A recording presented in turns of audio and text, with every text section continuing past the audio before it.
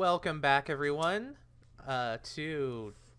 I was about to say welcome back, everyone, to Dracula, which I mean, Welcome to Dracula.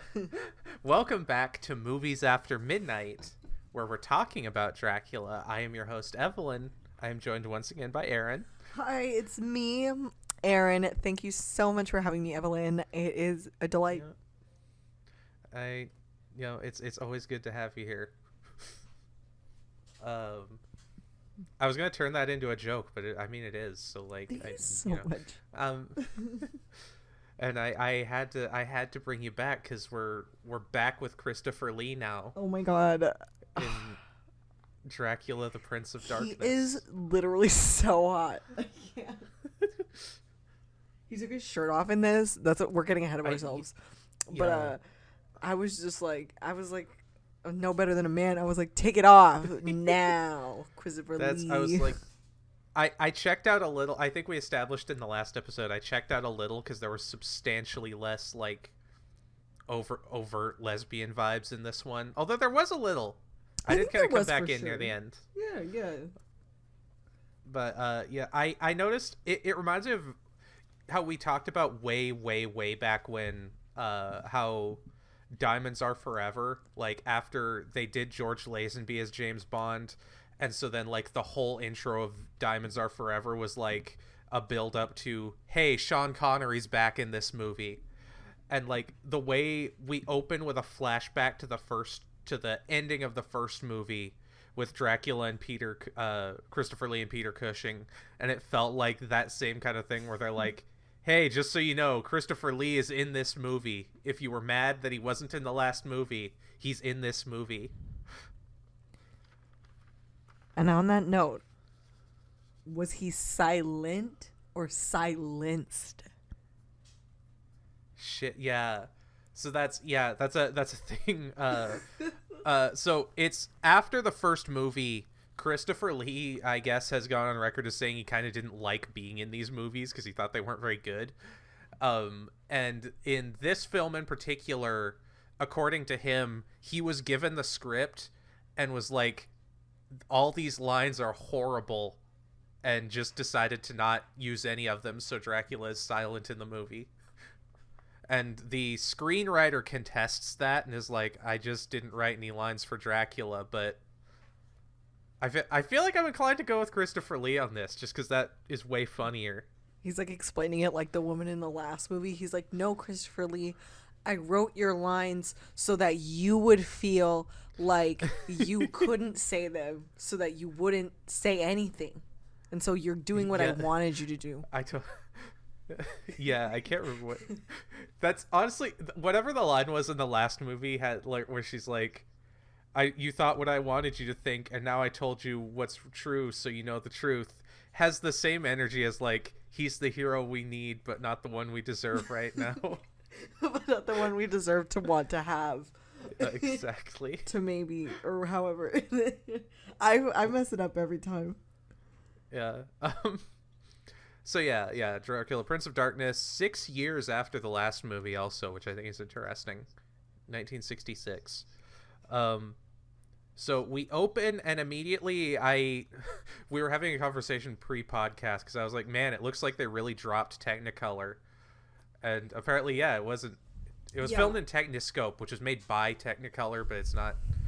It's a lot like duller of a palette, which I think works for this movie because it adds a little more like, everything feels a little more ominous. Yeah, it's definitely not the 3-strip Technicolor at all. But I was reading that apparently the US and UK versions have a slight color difference to them, which I thought was just interesting. But the skip, I think there's like a 10-year time skip with this movie, and I think it works incredibly well, partly because of that shift in technology that they're using. And honestly, it worked to the film's benefit. I thought it was fine. It was good. Honestly, the film felt a little bit more like a true horror film in that, like, it felt like it was more scary. I mean, honestly, the whole setup is a slasher, which I felt was incredibly interesting because at this point, were there slashers? I mean, oh my god, we had that one argument on the last podcast or whatever with those losers. Wait, no, I'm just kidding. Remember when everybody was telling me that Psycho was a Oh, slasher Jesus. film? You could it laid the seed. So what as I understand it is that you have the slashers in like the mid 70s onwards, Yeah. like Black Which is a Christmas and 66, Halloween. right? Or something like that? Yeah. And then like all those slashers are taking from like Hitchcock and Dario Argento, and those are taking from like older Hitchcock and stuff. So like there's a lineage, but yeah. But this felt really ahead of its time in that it felt like a slasher that was made after all that history. Yeah, well, I was gonna say, it almost feels like it's part of that DNA that doesn't get talked about or at least in that context, where it's like it definitely feels like the bridge between like gothic universal horror transforming into 70s slasher horror, and this is like the midpoint in that transformation. Yeah, that's a really good way to put it. Because yeah, this movie feels very slashery. We even get like the way we get like a cast of characters even at the very start, and it's like these are our people, and then they die one by one. It was very like Friday the 13th kind of. Yeah, and I even like the they're like going up to the mountains, they're on a trip, and everyone's like, don't do that, and they're like, no, this isn't literally. Yeah, it was really interesting. We do get the first character introduction we get, though, is so like it's another one of those things that's played straight, but it made me laugh. And I don't think it was bad, but it made me laugh, where there's a bunch of people who are like gonna stake this girl who's like died, and this priest rides up on horseback with a rifle and like shoots in the air and is like, all you people are fucking stupid. This girl's not a vampire. You're all idiots. And like he's like, vampires don't exist, and you're watching and you're like, I think he's in for a rude awakening. And I think it's interesting because this priest becomes kind of like the Van Helsing equivalent in this movie. And he's almost like the opposite, where like Van Helsing is like an educated man of science who also kind of understands the spirituality. This guy, he's like a priest who's been around and is like a proponent of rational thinking. And it's kind of interesting how they immediately set us up with that. Yeah, and also with him, and I think it's his setup, but it's also the way the other characters are interacting with each other and how they all personally feel and believe. This film felt the most religious of all of them. All of them have had some element, but this one felt extremely religious. Yeah, it definitely like upped the overtones. Because we get introduced to our characters. And they're like, it's a group. It's a guy and his brother and their wives are like, traveling the world on a British holiday or whatever. And they meet the priest. They cross paths with the priest in this like bar, and he has to warm up his butt. Yeah. He's like, oh, warming your butt by the fire and drinking wine and hunting is probably fine. I don't think God cares about those things. In a weird way, which is like that felt, because they set it up and one of the guys has pissed one of the other girls off because he's like buying everybody drinks and all this stuff. And that was another point where it felt super religious, where it's like, because she ends up being, it's like, I'm kind of getting ahead of myself a little bit, but the woman who is complaining about it kind of ends up being the pseudo final girl or whatever, or like, or like she's not the final girl, but she's like kind of that same older woman trope who's not listened to. Yeah. And so she's the most right out of everybody the whole time. But it's interesting because she holds these like really extreme religious views that like get in the way of enjoying life, I suppose. And like letting loose. Because in her case, it's almost not even religion. It's just like being societally uptight, and then that ties into.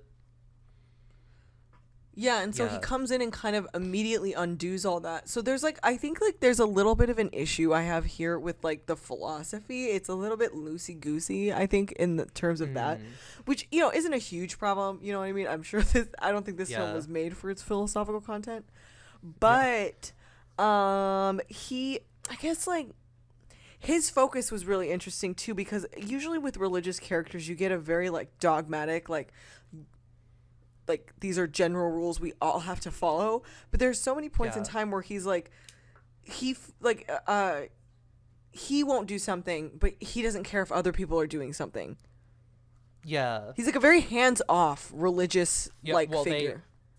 they kind of, I think he even mentions this where he's like he's like a priest who knows how to game the system almost, because he's like, technically I'm not allowed to do this, but if I give you the means to do this, there's nothing that says you can't, kind of It's thing. really interesting in that way. You don't see a lot of religion portrayed in that kind of way. Yeah, I was just actually, the one time I do, the one thing I can think of is the 2004 classic Van Helsing starring Hugh Jackman and Kate Beckinsale, where David Wenham plays Carl the Friar, and he keeps, there's like a bunch of lines where they're like, you can't cuss, you can't have sex, you're a monk, and he's like, actually I'm a friar, I can do whatever I want. And it's that same energy.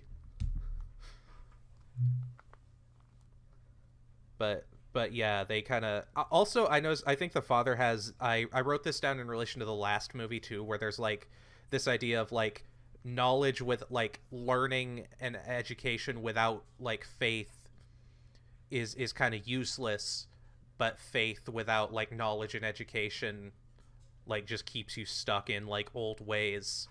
And like Van Helsing kind of represented the compromise in the last movie, and that's where I say the father's kind of like the Van Helsing character, because he kind of represents someone who's figured out that compromise, and these characters are kind of on the other end, where they're like either all modern hedonism or whatever. Yeah, that makes a lot of sense. They all have a kind of like a seven sins kind of feel to them. They all have like a different thing that's their fatal flaw. Yeah. Also, the lead guy is, he's like a discount Cary Grant. He really does look like him. He kind of talks like him too. But yeah, they're like, oh, we're going down to this place. They're headed to a town called Carlsbad, which is funny because I'm pretty sure there's a place called Carlsbad in California that my dad used to like go to. There is for sure a place called Carlsbad, California. But I'm like, oh, bro, they're gonna hike down in Carlsbad canyons. But that's what I thought. I chuckled every time they were like, oh, we're headed to Carlsbad. But basically the priest is like, there's a castle out there, stay away from the castle. And there's no castle on the map. And he's like, yeah, it's still there, don't go there. And they're like, okay, that's weird. And yeah, this is definitely very slasher movie. Yeah, where, and then where they're like go. told not to go there. Yeah, and then I like this because the carriage driver is like driving them there, and he's like, it's too dark, I'm not going on. And they're like, oh, come on. And he like pulls a knife on him and is like, everyone out, I will kill you if you try to make me go up there. And they're like, okay, jeez. Extreme Samwise Gamgee. He's like, this is the furthest I've ever been from home, and you're not gonna fucking make me go a step further, or I'll gut you. Lord of the Rings, if Samwise had a knife. Lord of the Rings, if it was a horror slasher. I mean, you could. No, you couldn't really argue that. In my paper, I will. But so they're dropped off in the middle of the woods, and they're like, well, we could go. This is the an interesting thing where I mentioned in that last one where like a desire for luxury is like a consistent fatal flaw that leads people into Dracula's clutches, because they're like, oh, we could sleep out in this cabin until morning, and then everyone else is like, well, fuck that, there's a castle up there, wouldn't you rather be in a castle than in that cabin? And every time the one girl is like, this seems off, they're like, oh, what, would you rather be in that shitty cabin? And like they keep bringing it up. Yeah, and it's to the very point that it's almost kind of funny. Also, it's really funny, and but also like at this point they don't think anybody's there in like the castle or anything like that, and it's interesting how entitled to the space they feel when they actually get inside. Yeah, well, that's I mentioned when they get there and they're like sitting down to eat dinner. I notice everyone else like takes a spot like as a guest at the side of the table, and then the Cary Grant guy just like presumptuously sits in like the head of the table that you would normally like wait for the head of the house to take. And I think that it was a really good way of showing the like attitude on display where he like you said, very entitled to the space. Yeah, yeah. And which honestly it's interesting in a British movie that it's kind of like almost deconstructing the like entitlement of British travelers kind of. Yeah, that makes a lot of sense because I think it's very topical for this era. Oh yeah, for sure. Because I think this was, I don't know exactly what was going on at the time, but yeah, I feel like it was like at a place where that was finally starting to be questioned a little more. Well, because then you have don't you have a lot of James Bonds at this time that are like pillaging these other exotic locations? Yeah. Essentially. Yeah, like for example, The Man with the Golden Gun and the Third Nipple, which also features Christopher Lee. And Christopher Lee and his third nipple. That's a real thing in a movie, guys. It's a real thing in a movie. It's like reading the Godfather book. Which I'm not going to go on a rant about because I've talked everyone's ear off about it in my life, but you can look it up. Yeah. So this carriage shows up and there's like no driver, and they're like, well, we can drive it up to the castle, or we can drive it to where we're going, and the horses just take them up to the castle anyway. Yeah. And then and then their baggage gets unloaded and they're like, what the hell? Like, which is like, it's explained, but I do like the setup of it's like, it's literally like a magic like oasis or something, kind of like drawing them in, like an old morality like, play or something. One part that, and one part it just emphasizes like they're so entitled to the space that they don't fathom that anything bad could be happening. Yeah, because they're so used to like navigating the world. Yeah, which actually, now that you in a way that's built now that you them. pointed, yeah, but now that you pointed out, because they mention the one character who is constantly questioning stuff, Helen, is like the slightly older woman, who she's the one who keeps being like, I don't like this, we need to not go up there, and everyone's like, oh, what, you'd rather sleep in a cabin? We can like be in this nice castle and have all this nice food. You need to chill out, it's fine. And like they kind of keep discounting her. She's kind of portrayed as the most unreasonable one of all of them. And then it kind of switches where, like you say, where like she becomes the voice of reason. Yeah, well, but they mention, they were like, she didn't want to step outside of England, and like he says something like, oh, if we listened to you, we wouldn't have left London. And she's like, is that such a bad thing? Which also, in the context of the whole like colonial thing, like is interesting. An interesting note. Yeah. No, that's a great point. But yeah, and then it's revealed his name is Clove, but I called him Lurch, but before the movie told who he was. Basically, because he's like an evil Lurch. Like, he even has a drop shadow anywhere he is. He has a camera he's a light pointed literally straight at his chin. Like, it is so funny. It's like a normally lit scene, and then he just has his like dramatic stage lighting at all times. Yeah. And he's an interesting character, because I feel like he's like the Dracula version of like the Hunchback Frankenstein sidekick, like more than anyone I feel like we've had so far. He's like an extension of the threat that Dracula poses, and I thought that was interesting. Yeah, I agree. But yeah, so he shows up and he's like, he's like, oh, my master's dead, but he told me to always leave space for people. Definitely not to draw them in and kill them. That would be bad and silly. He's like, sorry I scared you. I didn't mean it. It's like, oh, okay. He's the most like yeah. suspicious guy ever. Yeah. Well, what I love is that he's so suspicious, and yet he's able to just gaslight people into like following him and trusting him anyway. No, that's an excellent point. Cause yeah, so again, cause Helen's like, this guy creeps me the hell out, and they're like, oh, he's fine. And they're like, stop being so judgmental, Helen. Yeah. Also, I like there's a part here where what's her name, Diana, I think. Yeah, that's her name. Diana's the other girl. Her and her husband are, what is his name? Charles. Okay. They're like they're like getting ready for bed, and they're talking, and she throws out some name, and he's like, who's that? And she's like, oh, an old boyfriend before your time. And he's like, you didn't date anyone before me, you were a schoolgirl. And she's like, oh, a schoolgirl can still like get around or something. It was a really weird conversation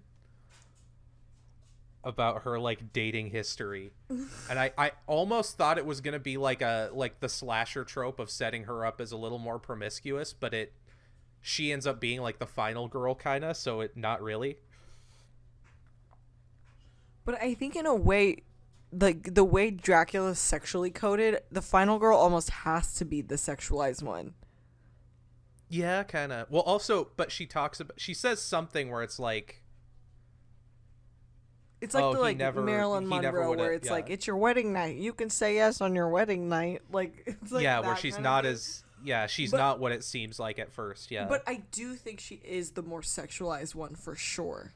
Yeah, which also I think ties back into like the idea of like age, where she's like the youthful female who's a little more willing to like, you know, explore stuff versus the older female who's maybe like got some wisdom and is ready to like settle down or whatever. Yeah, and I think the reason it also I think the reason it also doesn't match up exactly. The mother and the maiden, one might say. Oh, yes. But I think the other reason it doesn't line up exactly is that this still predates the slasher formula. So that might also be a reason.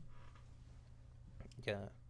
Although what doesn't predate the slasher, then we go full slasher because Helen is like, I don't like it here, and like, I did miss this part where basically her husband goes off to check on something, and Clove sees him and immediately like stabs him, and then like uses it. He has like a whole setup. It's pretty impressive where he like strings him up with like a pulley system over like Dracula's ashes, and then guts him of all his internal marinara sauce.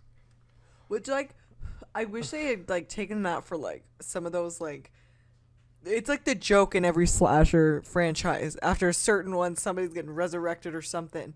And let me tell you, this like cool like blood contraption is way cooler than just like a dog pissing on your grave. Honestly, yeah. Well, I think because that's an interesting thing about Dracula is that they have that like occult angle.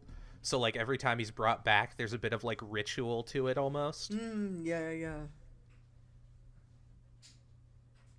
But yeah, and then with that he makes some Dracula soup, and Christopher Lee is back. I like the reveal on this because we see his like they crossfade his body kind of regenerating, and then there's like smoke, and you just see smoke, and then you see his like naked arm like pop out of the tomb, and it's a really cool it's like you're like it's a really cool shot.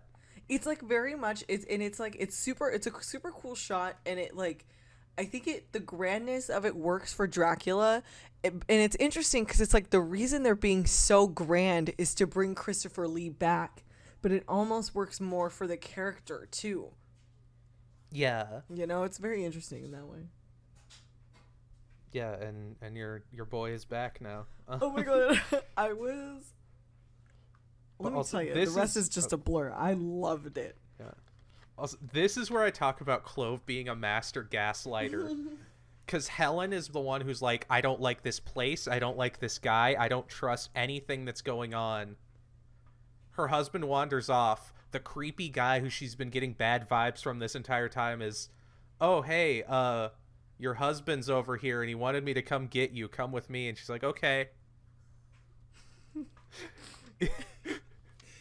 He does that multiple times too. I think. Literally, and it works every time. He's just every time. He's so good at this, and I don't understand that silver-tongued devil.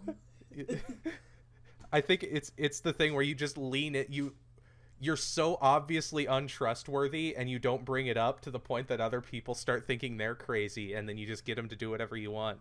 Also, you could say it's like another kind of commentary on that polite culture in the like funny games way where like it's so obvious something bad is going on, but like there's no choice but to be polite, I guess. I definitely got that vibe. We feel like there's no way. We feel like there's no other reason, which that is like I think an illusion, which is what it's pointing out.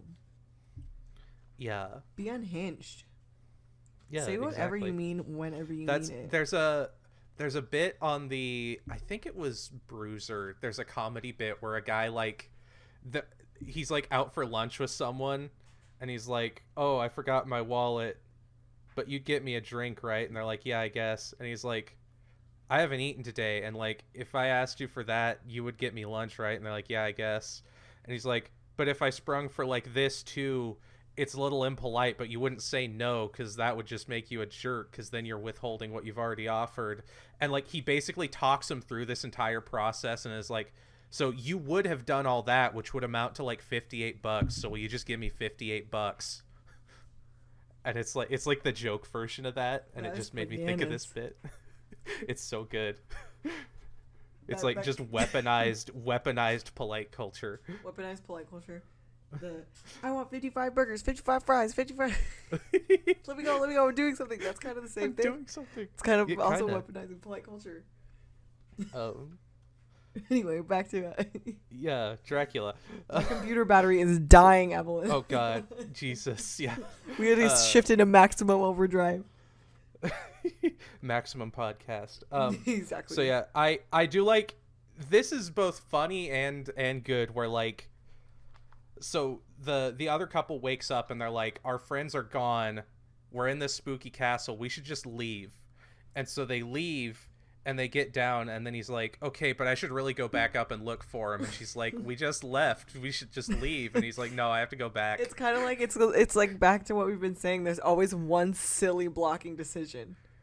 Yeah, where it's like, we're over here, but now we're going back there for no reason. But then also just signifying that in life you take 2 steps back to take one. You take 1 step. Clove, the master gaslight gatekeep girl boss, just shows up in a carriage and is like, "Oh hey, your husband said everything's fine and he told me to come get you." And she's like, "Okay." He's like, "Fine." Like his deceptions are so low effort. I kind of love it. But then while he's bringing her up to the mountain, we go back to this. I guess he's kind of our lead guy now, and he finds the corpse chest because there's a comedically goofy like arm hanging out of this chest. And then like okay, one thing I will point out now is the way they're cut between everybody and everything. It made the storytelling incredibly clear, and I really liked it because it also made it super tense. And because I think in this setup, kind of knowing the way you know what everybody's doing and what everybody knows and who's lying and who's not lying right away is super helpful, I think, and helpful to the storytelling. Yeah, they've got stuff down now. Well, also I think we're into the series enough that they're like, okay, you've seen the movies, we don't have to explain how this works now. Yeah. But so Diana gets back to the castle. Also, it fades away because we see Dracula is like waking up as he finds the corpse chest, and like the way my brain processed that was like, okay, he's dead now. There's no reason for him not to be dead. But as we'll see, he's not dead. But Diana gets back to the castle, and now, as we established earlier, Helen is a vampire, and so she's horny and gay now. Exactly. She's like, what? Yeah, I can't remember what she says, but it was Is something. this the part where she like bites her? Yeah. That was Or crazy. no, that's later, but yeah. uh this she says something like "come to me, sister" or something like that. Like, which again I think is what Stirba said to Christopher Lee in The Howling 2, so I don't know if that's a Stirba and Christopher Lee are still my OTP. honestly Stirba same. and Christopher Lee the actor. He was just playing himself in that movie, let's be real. Exactly. But this is an interesting aspect, I thought, because she's about to like bite Diana, and then Dracula shows up, and he kind of like barks at her. He gets pissed. He's like, whoa. Chill out. It's almost like the way they interact, it reads like animals, kind of, where he's like, and she's like, and then runs off. I don't know if the noise gate got any of that. He also grabbed her and kind of yeeted her a little. Yeah, he tossed her. Dracula is a problematic boyfriend. Also, anytime I see him doing any like physical anything, Christopher Lee, I'm like, wow, he literally fought Nazis like that. He just yeets them aside. Yeah, I thought it was a very interesting dynamic, and you know, it also like sets up this like. I think it sets up the like Dracula wanting to be in charge kind of like dynamic, because at the end of the day it's like him and all these women, like he's almost like really, I guess in these films he's poly, right? I mean, kind of. He's like a typical man. That's all he thinks about. All he thinks about. God damn. Like, wakes up from the dead and he's like, man, I need to have a woman around the house. I need to talk to 20 women. My parents didn't hug me enough. That's the Dracula remake we need. Exactly. But so yeah, Charles, who I thought was dead, like as Dracula's got Diana, Charles shows up and he's like, hey, we need to get out of here. She's like, oh hey. Oh, hi Charles. And was it Helen? She burns her hand on Diana's crucifix, but it's like the most casual burning, because she like grabs her, and I think she literally goes like, ow. And then she has like a cross burned on her arm. Also, the way if the shadow of a cross can kill a vampire, I feel like a scar in the shape of a cross on a vampire's skin would still hurt them. But it like doesn't, because that would be, yeah, that's like the infinite money glitch of vampire hunting.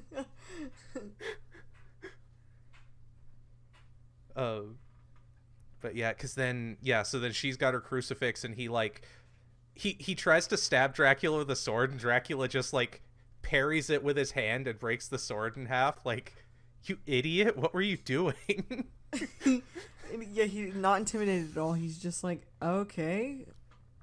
Yeah, he's so like, which what, you thought you were. It's a very interesting interpretation of Dracula. Dracula is so physical in all these movies. Yeah, he's very like I said, like that the animal side where he's like growling and stuff. Like it's very like he's a lot more monstery. Yeah, and I guess like I mean in a way Nosferatu was a little like that. The way he was like just carrying around his coffin and all that stuff and moving around. But like Nosferatu's not technically Dracula, and I want to respect that about Nosferatu. Yeah. He is a SpongeBob character, though. Exactly. He is a SpongeBob character. That is one. It's a good thing, because the Dracula estate might have sued SpongeBob, if not. Could you imagine? You know how I was like, my battery's dying, and now I'm like talking about SpongeBob to you? You know, I mean, it's good content for the podcast. That's what's important.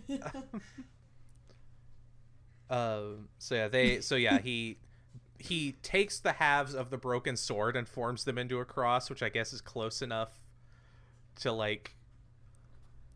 We're really loose on what constitutes a cross here, because I thought it's like a crucifix needs to be a little higher up the thing. Because it's like I think if the shadow thing is true, then we should just get like a Batman, like, you know what I mean, spotlight with a cross on it, and that's like a Gatling gun to get vampires, you know? Damn. Yeah, especially give it that like SPF whatever light that's like supposed to equal the sun. Yeah, exactly. But yeah, so they use that and they like escape and get on a like they hop on a cart and ride off. And this is what we were talking about, because Helen kind of like, you know, she goes up to Dracula because she's like his bride now, and he just like pushes her aside and like runs off after him. Which the self-preservation on him is strong. I will give him that. Well, that wasn't even self-preservation. That was just him being a dick. She's like, hold me, Dracula. And he's like, no, leave me alone. He's like, no, he doesn't say anything, actually. That's true. But so they escape and they crash the cart, and they are found by the priest, who's like, yeah, vampires exist. That's definitely a thing. We're gonna have to deal with this. What did I tell you, freaks? Yeah. Also, I like, there's this line where he's like, Charles is like, I have to get back up there and kill him, and the priest is like, you can't kill him. He's already dead. He can be destroyed but not killed. And I'm like, thank you for that. That was really helpful right now. I'm glad we're debating semantics right now. He's just an insufferable know-it-all. Yeah. Actually... I drew the little like glasses nerd emoji after that. That's like, so funny. And he's like, yeah, but we'll have to do that tomorrow because it's almost nightfall. Which I thought was really funny. That felt like kind of like a video game when you're like, oh, I don't know, let me just go to bed and wake up. Yeah, let's rest up our health bars. That was a sentence. He's like, also because he introduces this as though it's gonna be useful, but it is immediately like not useful at all. Where he's like, there's a guy we found who was like near Dracula's castle, and we let him live here, and he's kind of insane. And they go see him, and he's insane. And then he takes him out of the room, and he's like, yeah, we have some other stuff we need to be doing. And I'm like, why did we need to do this? What was the benefit of that to Charles here? But the character that they introduce is Ludwig, and he's like a crazy guy, but he eats some flies, and I guess that's supposed to signal that he's basically taking the role of Renfield, because he's like a crazy guy who works for Dracula and eats flies, which is, again, as we get farther out from the Dracula novel, it's interesting like that they're choosing to introduce these parts of it. Yeah. And yeah, as this is happening, what's his name? Clove shows up with Dracula and Helen in their like vampire coffins, and he parks outside, and he's like, oh, hey, can I come into your monastery? And they're like, no, but you can hang out here. And he's like, okay. And this is like when because they juxtapose it, where the priest is like, yeah, Dracula could never get in here because he's not invited, or someone who's inside has to invite him in. And then you see Ludwig like looking at the window, like he hears Dracula talking to him. Also, like, Ludwig is a little bit like zombie coded. A little bit. He's like, it's like definitely emphasized that he's not all there. Yeah, which is but very sympathetic much to it. It's not like a bad thing. Yeah, but what were you saying? Yeah, he's a lot like Renfield in the novel, where he was like, I think in the novel it was almost more implied that like because he wasn't all there, that's why Dracula was able to like use him, because his mind was a little more easily like led. Yeah. So it's almost like he doesn't know what he's doing. But again, this is where things I felt like again get a little gay, because they're like Diana's like hanging out and Helen's like knocking on her window. This part was crazy. She's like, hey, I know I know I tried to kill you before, but like I'm better now. Can you let me in? And she's like, okay. She's like, it's cold outside. Like, yeah, literally. And like, and she like bites Diana's wrist, and she's like, ow, and then Dracula pushes her aside, and he's like, stop doing that, that's my job. You were just supposed to do the intro for me.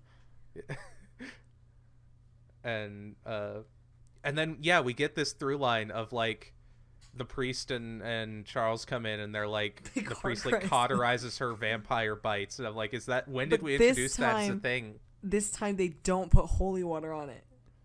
Yeah, holy water is only if the infection is set in, I guess. Like, yeah, or something. It's like the isopropyl alcohol.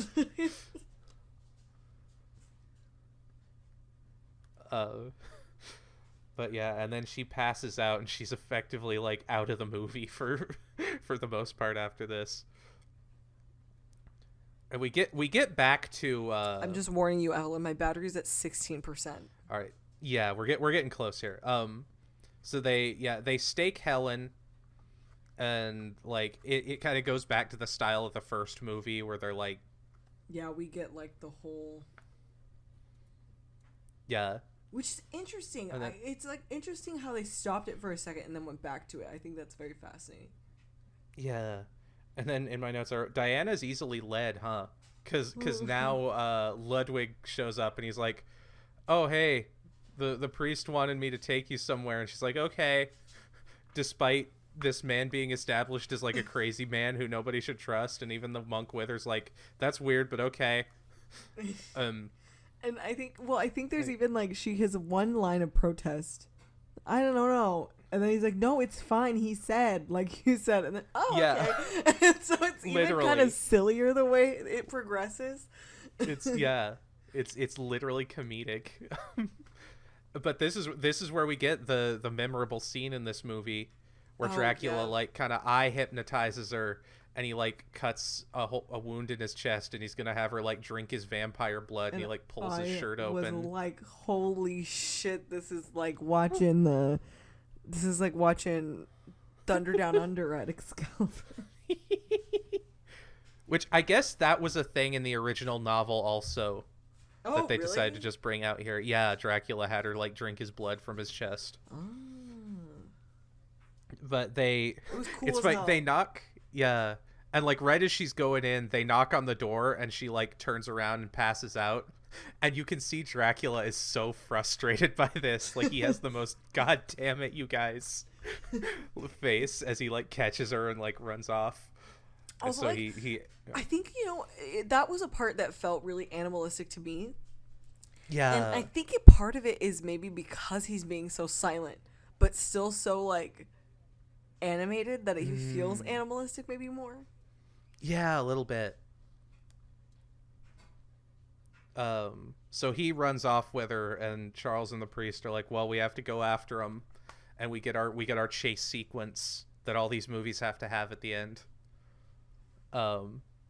And he just shoots Clove. Like, the priest gives him his rifle from earlier, and I'm like, damn, he just, like, for such a troublesome character, he went down without a whole lot of fuss. and then he can't shoot Dracula, and so he passes the gun. Yeah, well, it's because, I mean, they're like, it wouldn't do any good because he's Dracula, I think, is the idea. Got it. But he has some throwaway line, though, where he's like, I can't shoot him or something. I can't shoot. Oh, because he's like, I think he's talking about Clove, where he's like, we're going to have to kill humans, and, like, as a monk, I can bend the rules, but I think killing people would be too much, but you're not a monk, so you can do it. Got it. Was kind of the logic. Yes. Yeah. But yeah, so and this comes back because they catch up, and they find Diana and Dracula's been keeping her in a coffin, and so they like rescue her, and then Charles goes down. He's like, I'm gonna stake Dracula, and the priest is like, shit, it's almost nightfall. You should like get away from there. And he's like, no, I'm gonna stake Dracula, and then they end up like fighting and wrestling in, like, again, just Dracula wrestling. Every one of these movies. Dracula will beat some ass. Yeah, but this is where I realized I kind of like Diana, because for the first time earlier, she is the first woman in one of these movies who, like, when she realizes there are vampires, she, like, goes to grab the crucifix. and doesn't like, I'm gonna leave it on the table or something. I probably don't need it. But then in this scene, she's like, can you shoot Dracula? And he's like, no, it wouldn't work. So she takes the rifle and like shoots at Dracula. And I'm like, honestly, I'm coming around on her. Which, yeah, honestly, mad respect on that. But this is probably one of the sillier ways for Dracula to die, because earlier he mentions that running water is one of the things that can kill a vampire, which is like a folklore thing. It's like a vampire can't pass running water, so like they can't chase you over a river or something.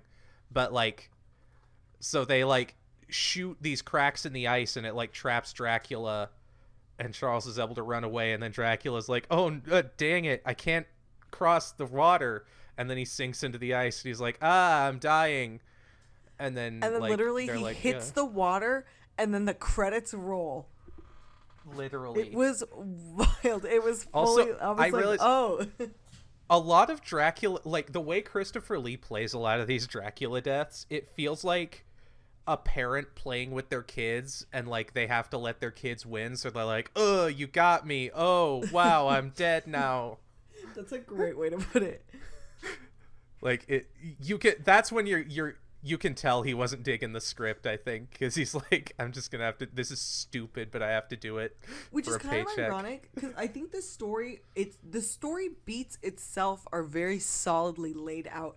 I think the issue comes with some of the finer tuned like dialogue and some of the finer tuned like character motivations and like consistent thematic.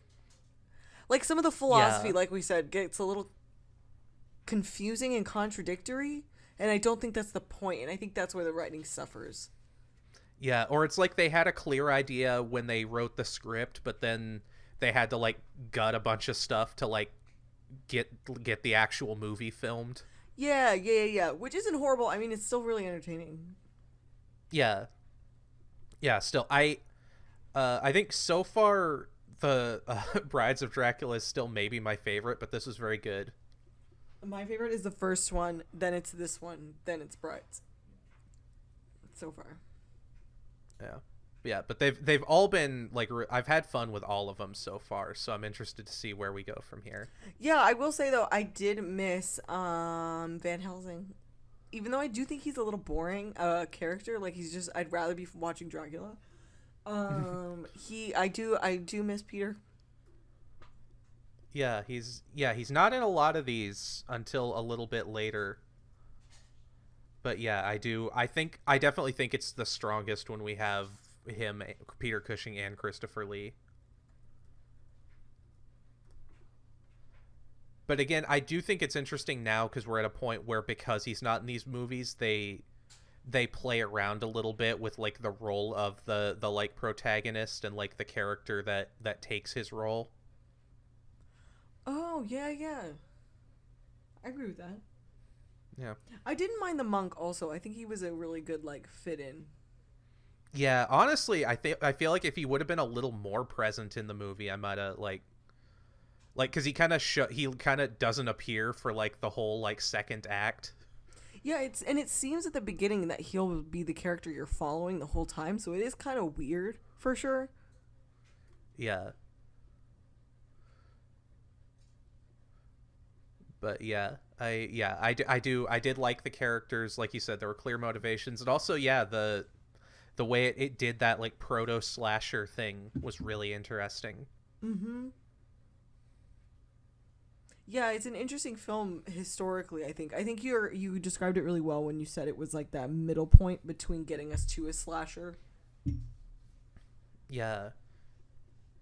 And also, I think this was probably the biggest gap we had in terms of like movies, because we had Dracula, and then 2 years later Brides of Dracula, and this was like 6 years after that. And then the next one only comes 2 years later. Oh, okay. Yeah, so we've fast forwarded to the end of the 60s now. But yeah, I'm having a good time so far. Me too. I think it's pretty slay.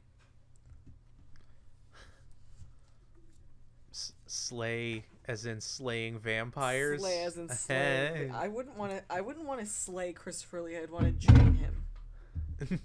Yeah, I was saying, like, so we have a template in this movie for how you can resurrect Christopher Lee. So my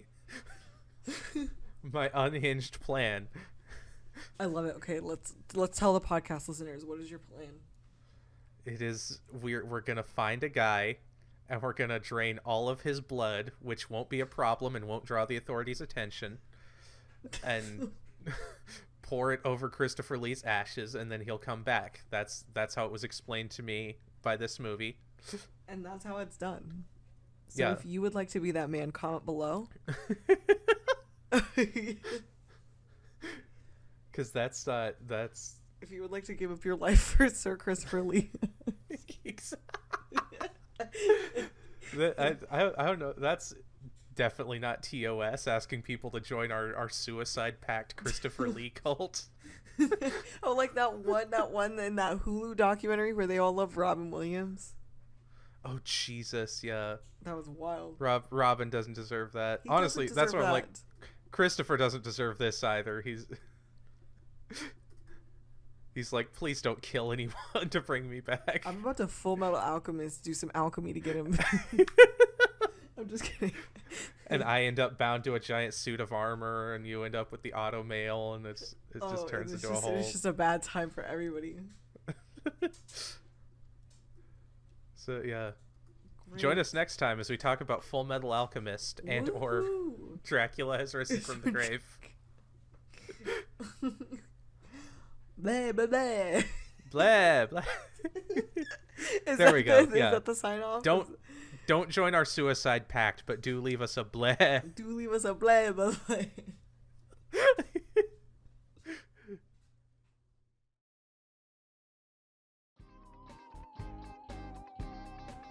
Hey everyone, Evie here.